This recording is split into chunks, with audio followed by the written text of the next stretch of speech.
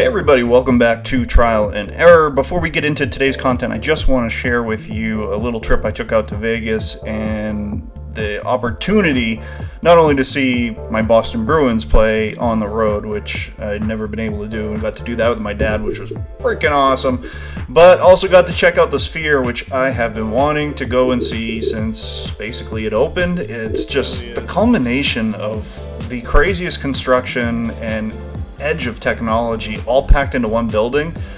I had high expectations. I was still like awestruck. I had planned to record a whole bunch while I was in there. Couldn't do it.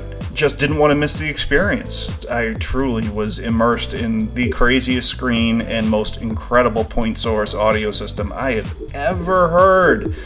What an incredible facility. And if you get the opportunity to get out there and check it out, you're going to be blown away.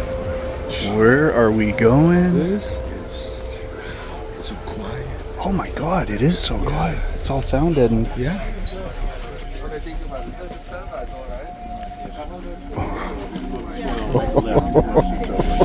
Okay. Enjoy your show, guys. How we doing? Let me see what you got, guys. I'll get you your seat. Oh, what are you doing there, Rob? I can't do it, buddy. Oh crap. Are you guys all together? Just two of us, yeah. Okay. Love what you've done with the place. Thank you. Okay, you guys can go down to 16, make a right, okay? 9 seats up.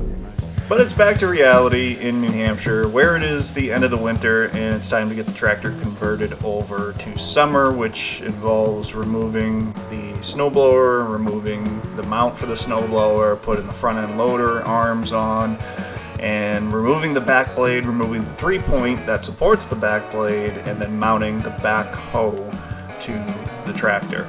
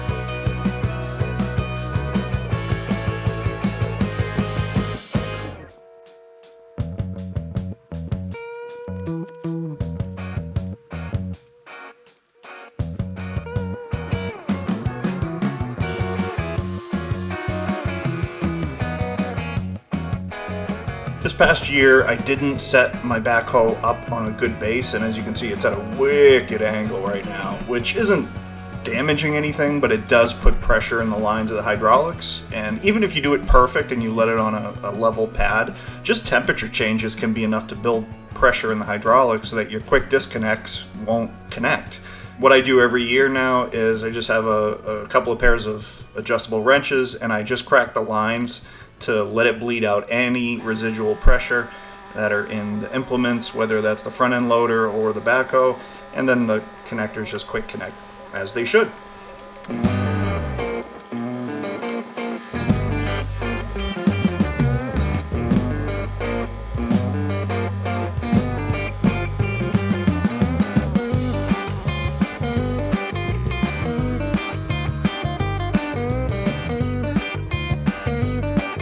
Front of the house pristine. Back 40, just piles of crap basically. But that's okay. So I started digging myself a sand pit in the fall last year. I didn't even have this on a bucket. And I want to be able to pick out and sort through, get some different rock sizes, and just get a bunch of clean fill to do some more work around the garage. So I'm gonna play in the dirt for a little bit here.